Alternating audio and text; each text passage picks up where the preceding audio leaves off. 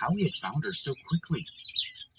Clearly, he wasn't an ordinary man, so maybe he could help her. "Who are you?" she asked, her voice trembling. What if she believed in him and it turned out to be the wrong choice? "I'll show you who I am," Alex said. He took a deep breath, closed his eyes, and summoned his inner power, letting the temperature in the room drop significantly. Felicity rubbed at her arms, shivering as she stared at him. What was going on? She thought. Alex opened his eyes and looked at her. Then he released more of his power, chilling the room even further. His breath was visible in frigid air, and the hairs on his arms stood up. What are you doing? Felicity asked. Is that you? Are you doing that? Yes, he said, lifting his hand and touching the empty jug she was carrying. Felicity's eyes widened as she saw the little droplets of water at the bottom of the jug freeze over. She had been right. Alex was not a normal person. I can achieve much with my inner power, he said, and I've healed people who are much sicker than your mother. Felicity nodded, and then they went inside and walked over to the bed. When he looked closer, Alex was even more convinced the woman had been poisoned. Felicity's mother couldn't see who was there. Confused, she tried to sit up and talk, but Alex gently placed his hand on her forehead, and she fell asleep.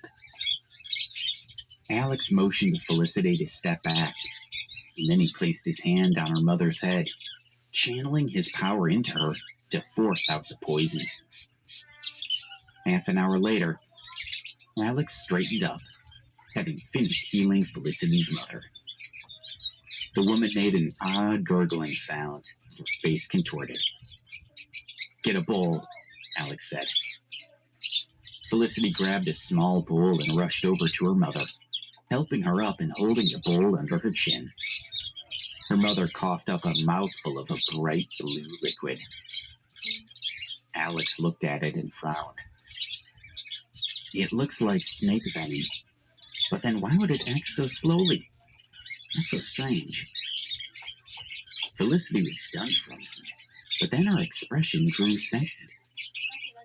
It's okay, Alex reassured her. As long as you look after your mother, she'll gradually recover. You're sure? She asked. Alex winked at her. Trust your teacher. Then he looked around. Why is the daughter of such a rich man living in a neighborhood like this? And why did you need to steal the money for your mom's medication? Felicity blushed. My dad divorced my mom, she said. I asked him for money for my mom's medical treatment, but he never gives me enough. So I had to take money from the other students. If I hadn't, my mom would have died. A tear slipped down her face. Alex listened quietly. Something odd was going on here. The poisoning didn't make sense, and Felicity's father's attitude seemed a little off, but there wasn't anything he could do about it. I understand, he said to Felicity, but you can't steal from the other students anymore. You need to do things the right way. Okay, Felicity said.